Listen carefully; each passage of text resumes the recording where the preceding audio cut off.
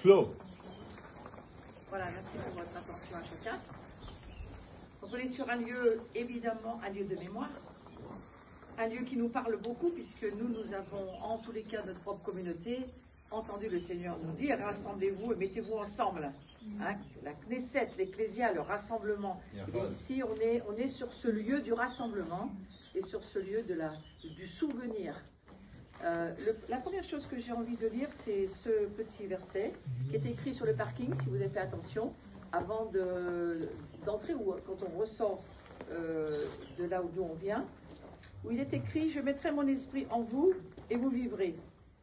Je vous rétablirai dans votre pays et vous saurez que moi, l'Éternel, j'ai parlé et agi, dit l'Éternel. » Ézéchiel 37, 14.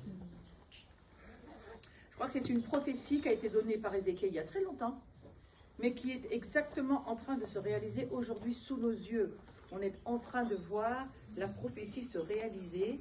À la fois, il y a ces lieux de mémoire dont il faut se souvenir, ne jamais oublier tous ceux qui ont été emmenés, arrachés. Au tout début de la visite de Yad Vashem, Arié nous a dit un mémorial pour ceux qui ne verront pas leurs enfants, qui ne les verront jamais, jamais grandir, pour ceux qui n'auront jamais plus d'enfants, mais aussi un mémorial pour raconter l'histoire des Juifs.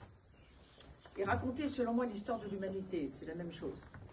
Et aujourd'hui, j'aimerais faire une petite introduction, puisque tu m'en donnes l'occasion, Arié, pour dire aux 3 générations qui sont là, n'oubliez jamais ce que vous venez de voir. Et prenez quelques notes à l'intérieur de votre esprit de ce que vous entendez les anciens vous dire. Et racontez-le à vos enfants plus tard. Hein, parce que c'est le but qu'on n'oublie jamais, premièrement, d'oublier Jérusalem, mais aussi d'oublier l'histoire de nos nations ensemble, réunies ici. Une des premières choses, un pays n'est pas seulement ce qu'il fait, mais ce qu'il tolère. Ne tolérez pas la haine. Ne vous tolérez pas les uns les autres. Aimez-vous les uns les autres. C'est ce qu'a dit Jésus. Donc, c'est une des premières phrases qui m'a marquée ce matin et je veux la mettre en introduction. Nous ne nous tolérerons pas. Nous nous aimerons les uns les autres et nous laisserons le Seigneur nous aider à y arriver. Pourquoi tant de haine ? Seigneur, pourquoi tant de haine? Et on est bien conscient qu'on est loin d'être arrivé à la fin de l'histoire de la haine. Mais ces endroits de mémoire sont là pour nous dire... Et moi, je vais vous donner une espérance quand on a traversé cet endroit du noir. Est-ce que c'est un nom, le mémorial des enfants? Voilà, on peut le voir comme quelque chose d'horrible et c'était horrible et c'était insupportable. Mais, virgule, il y a une espérance, il faut ne jamais oublier ça. Moi, quand la première fois, ça m'a écroulé, je suis venue ici. La deuxième fois, moi, et là, le Seigneur me parle ce matin, il me dit, tu sais, qu'est-ce que j'ai dit à Abraham? Ta postérité, elle sera comme le nom des étoiles dans le ciel. Alors, ce que vous avez vu ce matin, les hommes détruisent tout, vont détruire nos enfants. Mais, ils sont vivants dans les cieux.